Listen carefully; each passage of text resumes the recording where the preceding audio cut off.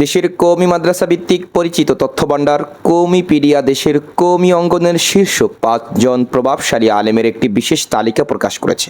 ধর্মীয় মূল্যবোধ ও নেতৃত্ব, শিক্ষা দ্বারায় অবদান, সামাজিক প্রভাব, সাংগঠনিক দক্ষতা এবং সাধারণ মানুষের সঙ্গে নিবিড় সম্পর্কের সার্বিক দিক বিচার বিশ্লেষণ করেই মূলত এই বিশিষ্ট আলেমদের নাম চূড়ান্ত করা হয়েছে। তালিকার একদম শীর্ষে অবস্থান করেছেন মাওলানা মাহমুদুল হক। কওমিপিডিয়ার পর্যবেক্ষণে তিনি বর্তমান সময়ের অন্যতম আলোচিত ও দূরদর্শী ইসলামী ব্যক্তিত্ব। একটি রাজনৈতিক দলের আমিরের গুরুদায়িত্ব পালনের পাশাপাশি জাতীয় জীবনের নানা গুরুত্বপূর্ণ সন্ধিক্ষণে তিনি বারবার প্রজ্ঞাপূর্ণ ভূমিকা রেখেছেন। 2013 সালের পর থেকে হেফাজত ইসলামের মধ্যম সারির রূপকার হলেও সময়ের আবর্তে তরুণ প্রজন্মের আস্থার প্রতীক ও হেফাজত ইসলামের অন্যতম মুখপ্রান্তে পরিণত হন তিনি। যে কোনো জনসভা কিংবা মহাসমাবেশে তার উপস্থিতি ও ক্ষুরোদার বক্তব্য সবসময়ই জাতীয় রাজনীতি ও রাষ্ট্রের নীতি নির্ধারকদের কাছে বিশেষ গুরুত্ব বহন করে, যার দরুন আইন শৃঙ্খলা বাহিনীর দৃষ্টিতেও তার নিরাপত্তা বিষয়টির আলাদা গুরুত্ব তৈরি হয়।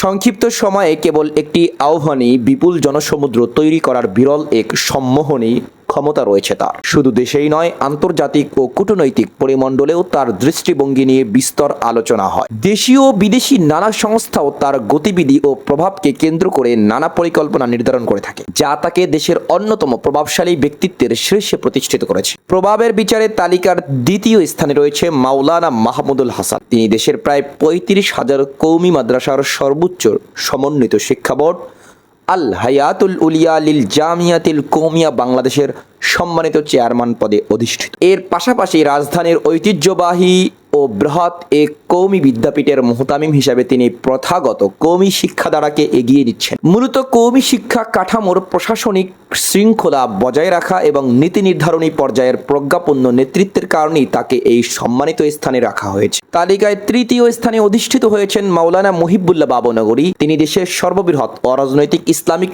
সামাজিক সংগঠন হেফাজতে ইসলাম বাংলাদেশের আমির হিসাবে দায়িত্ব পালন করেছেন। একই সঙ্গে চট্টগ্রামের স্বনামধন্য ও ঐতিহ্যবাহী এক কওমি মাদ্রাসার দূরদর্শী মহাপরিচালক।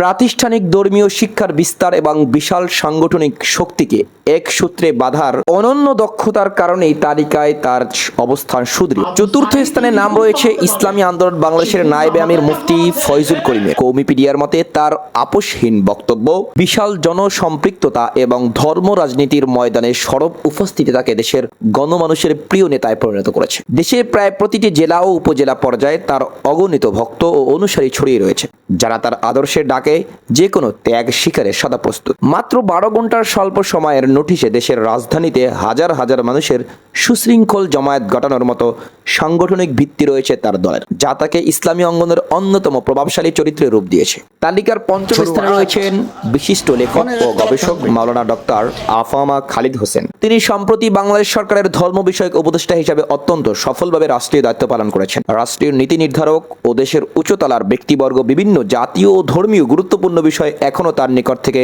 প্রজ্ঞাপূর্ণ পরামর্শ গ্রহণ করে থাকে। দীর্ঘ সময় ধরে ইসলামী গবেষণালব্ধ সাহিত্য রচনা ও প্রাতিষ্ঠানিক দাওয়া কার্যক্রমে নিজেকে নিয়োজিত রেখেছেন এই চিন্তাবিদ।